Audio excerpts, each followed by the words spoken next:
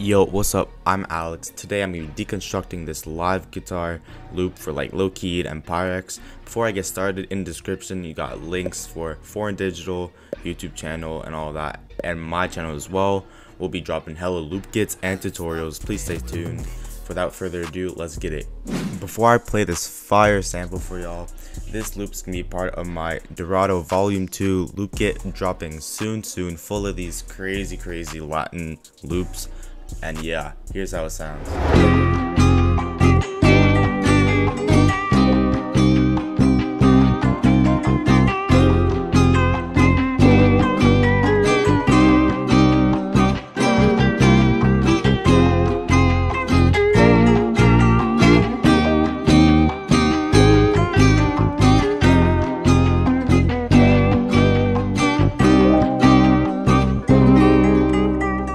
And yeah, you can tell by the chord progression is very Latin and all that, and all the top lines of guitars, and that's really the vibe. Especially the Perc Loops is really necessary.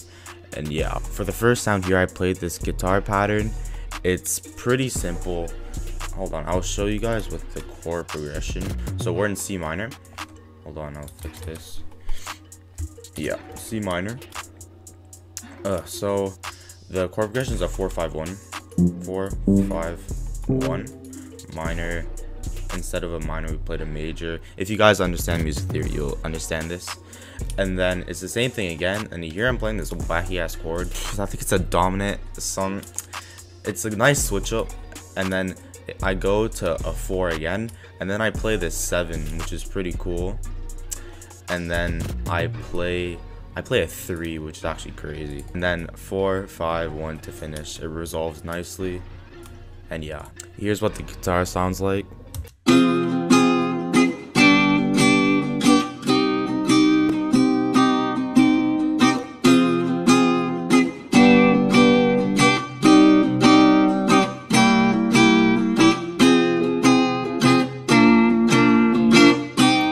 So yeah, y'all kind of get it.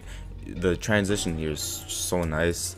And I'm playing this pattern. It's called dotted quarter notes or dotted half notes. I don't know, I learned that in music theory class in grade 8. I don't know. It's pretty simple, live recorded, you already know. And one trick I do for these live recorded stuff is I go in Edison and I grab like a part where there's like no guitar playing, so it's just background noise. I right click on here, right click, and then you see the analyzing stuff. Scroll out, Control A, get in here, click the denoiser, press accept, and then it's gonna remove all the background noise. That's pretty cool. And then I added a top line. I added this one first. And one trick with top lines is that you want to combine hella. Like, don't be afraid to record like so many takes, because it's really worth it in the end. Like, I spent 2 hours making this. It's really worth it. So yeah, here's the guitar with all of the top lines, all of them. And I can't play here because you see it's light red, so I'm not playing that. So here it is.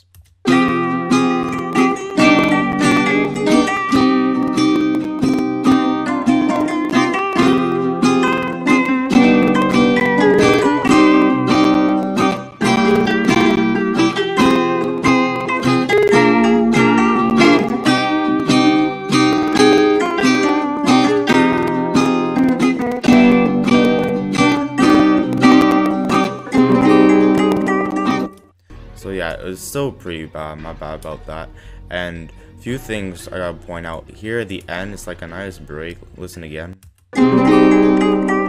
So I actually just strummed the 1 instead of playing the dotted pattern I played in before. And the top line here resolved, and here I'm playing a nice triple pattern, which is cool. And here's the mess. Yeah, that's the mess. And I chopped everything up. Make sure this is on generic, stretch. The two tools I use the most when chopping up all this is the cut, which is C, and slice or slip, which is S. So what I do is, let's say I chop here holding shift. I'm shift clicking, but then I'm holding alt so that I can do it wherever. And then I'm pressing S, holding alt, and I can move the audio. It's like sick. I don't know, it's kind of hard to explain. I watched John Luther live and he showed it, so yeah, that's how I got it. And yeah, don't be afraid to stack. Like, I'm stacking all of this, and it may not sound hard on its own, but with everything else, if it sounds hard, it's hard. So the effects for these guitars, it's all here. I added a Wolf compressor and I added a lot of lo-fi, a EQ just cutting all the lows because I want the bass and the piano to really show here. I cut the lows again, I don't know why I did that. A little bit of reverb and toning down the mix, and then a bit more highs, and then the imager is really important because my microphone picks up mono, so with the reverb and the imager it makes it stereo, and of course a bit of pan man. So that's not it for the main effects. So I have the main guitar connected to number 5, and I have a sound shifter. This is the way I recorded. I don't know, it doesn't really matter. And I added a limiter and another imager, and I linked that to 2, and I didn't link it to master, and I panned it, and so I don't know. And then I have part of the top line here, I have a big pan man which does a lot and it's really good. I cut this weird frequency that picked up on my microphone. It didn't affect the guitar tone at all. A limiter and another compressor. And then for the last top line, I added another pan man, this time for 1 bar instead of the other one was 2 bar, another limiter and compressor. So yeah, now for the bass. The bass is a pretty sick pattern. Of course, it's the dotted pattern and it's following the chord progression. I'll give you guys a listen.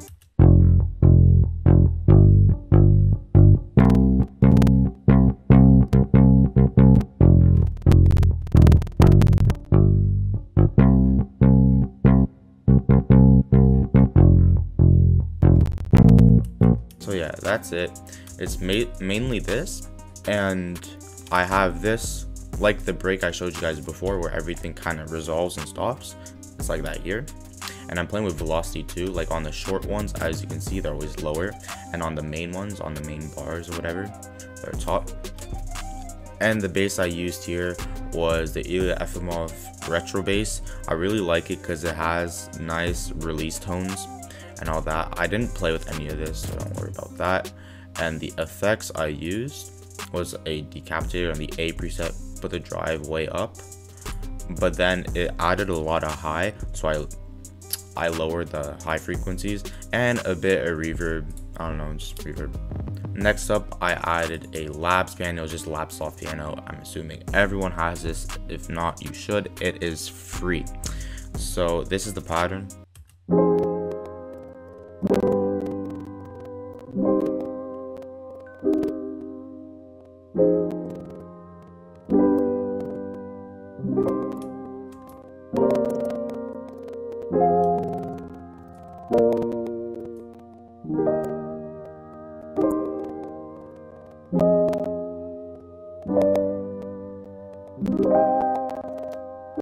So yeah, it's just basic with the bass notes and then a hella inversions. Play with the inversions. A quick tip I know to do inversions easily. Let's say you have a chord like this and you want this note to go up. You select it, control click, and then control up, and brings it up. It's a neat trick. And I added kind of like a top line just to add high notes. Is really cool. And this wacky stuff. Obviously, if I had all the velocities the same, this would be really bad, but I lowered the C a lot, and then I really wanted to show these tones, so I raised those. And a neat trick I do is with these chords, these chords, these chords, and these chords, I strummed them a little bit, but then this chord, this chord, this chord, and especially this chord, I strummed them a lot. Just a bit of a difference, and you can really see the difference when you have a lot of voicings. Like this G is not even close to hitting properly, and that's what makes it so good. Now for the effects for the piano, I boosted the mids and lowered the highs. I did a lot of reverb, except I put to 50%, and the RP20 really does a lot, but I lowered the magnitude. And then I just toned down the gain because it was quite a bit. Next thing I really added was this Perc Loop. The shit I use for this Perc Loop is from Splice. It's Creole Latin percussion. I mainly use the loop section. There's some really cool stuff. I use this one.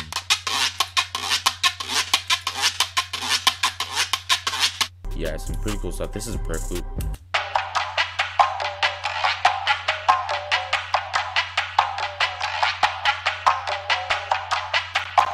So yeah, I don't have the effects for this. Actually, I do, but I rendered this because to use it for other loops, it's really good to render your Perc loops or stuff like that and save your effects. I saved it somewhere. Here it is. I really didn't want any bass because that could interfere with the actual bass, the retro bass. So I cut all that out. And then I compressed it with a Wolf compressor. I added a tiny bit of reverb, a limiter of course, and I lowered the highs and boosted the mids.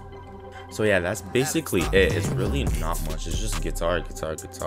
So a few tips where I end this video is, I basically told you guys this, is to have the low chords playing kind of the low strings on the guitar, and then having the bass, which is the really low strings, or the bass strings, and then having multiple instances of top lines and stack them, and playing with different grid lines and grid stuff like this really helps. Like I did a lot of this, I did a lot of the dotted stuff, and at the end I added the triplets. Here, triplets, yeah. So that's basically it for this tutorial. I hope you guys enjoyed. This is my first tutorial, that's why it's so whack. I'm joking, let's go with it, I know. But yeah, that's basically it. Hope you all enjoyed, and peace out.